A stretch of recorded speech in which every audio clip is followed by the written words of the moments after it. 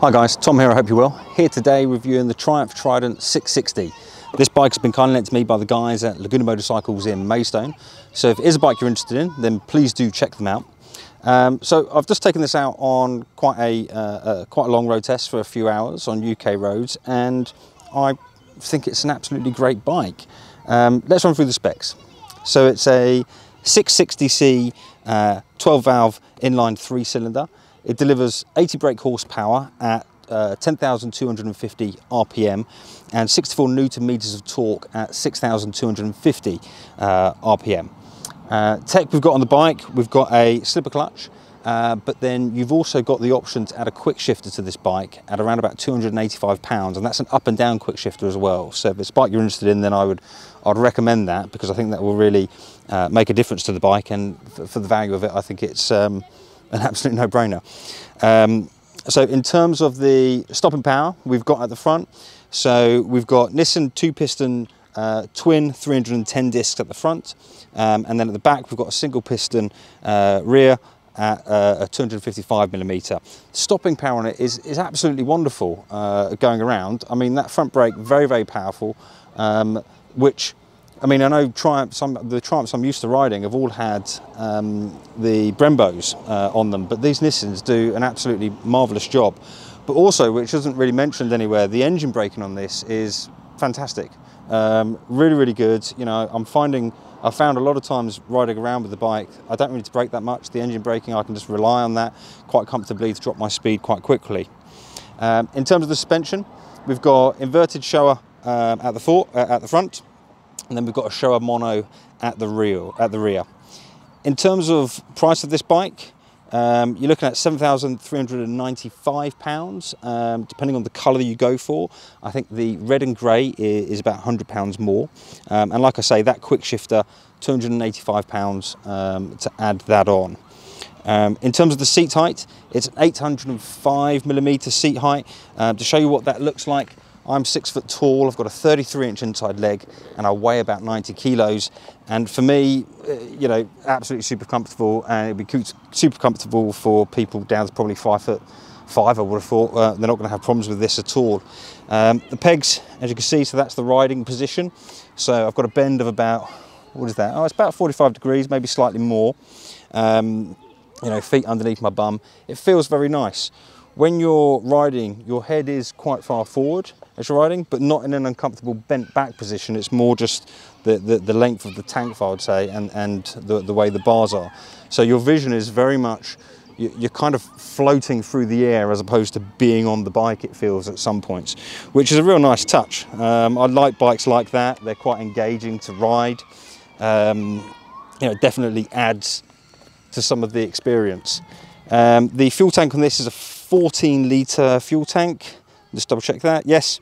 And you're looking at 189 kilograms wet on the weight. So really light, really easy to ride. No real problems at all. In terms of the dash, we've got a TFT on here, just a small TFT, and then we've got an analog speedo above that as well. Sorry, a digital speedo above that as well. You've got two riding modes. You've got rain mode and you've got road mode. I've been riding it in road mode very comfortably. You know, I'll probably keep it in that most of the time. But no, it's a wonderful, wonderful ride. In terms of, you know, different riding conditions that you'd be up against in the UK, firstly, you know, filtering. You know, if you're riding around the southeast like I do a lot of filtering, and this bike, perfect for it. It's very narrow, very small. You know, you're not going to come across many gaps that you're going to struggle to get through. The exhaust note on it, I'll fire it up just so you can hear it. So clutch in for firing up. So this is the standard exhaust.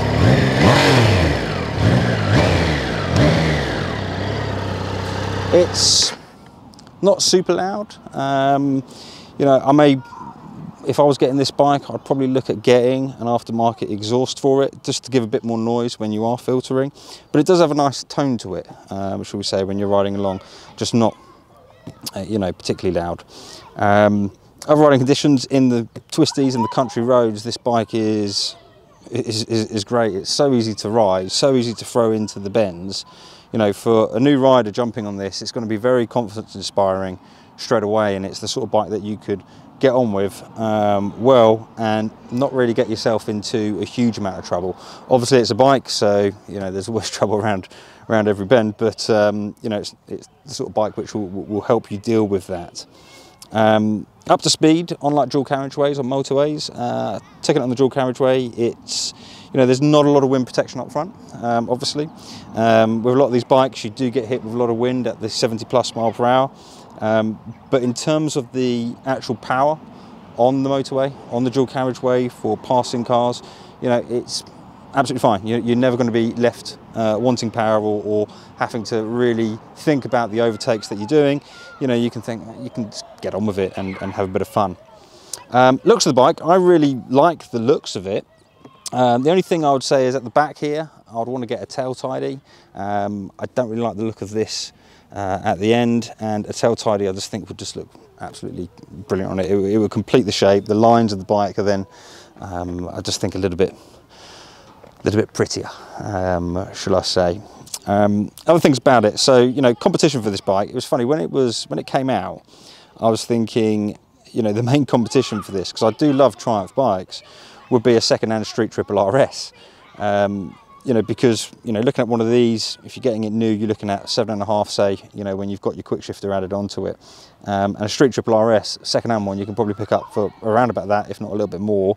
And, you know, I did wonder whether, you know, most of the market would go that way. However, riding this, it's made me look at it maybe a little differently. And I do think this is, you know, a really nice option as a first bike. If a lot of your riding is going to be, you know, if you're going to be on the motorway for long times, then I don't think it's right. But if you're going to be having it as a fun bike for the weekends, maybe commuting to work, short distances, you know, it's an excellent option. My video that I've done of the real life test route, I'm putting that up as a separate video. There's some clips that have come up during this of those of parts of that ride, but please do check that out if you want to experience what it's like being on the bike. And yeah, if it's a bike you're interested in, then please do, you know, get in touch with Laguna Motorcycles in Maidstone if it's one you're interested in. You know, I can't make these videos if it isn't for them, if it wasn't for them lending me the bikes to do them, so I really do appreciate that. And yeah, hope you enjoy. Is this a bike you're interested in? Please do drop questions below or comments, maybe give me a thumbs up and subscribe for future content. Thanks for watching. Cheers.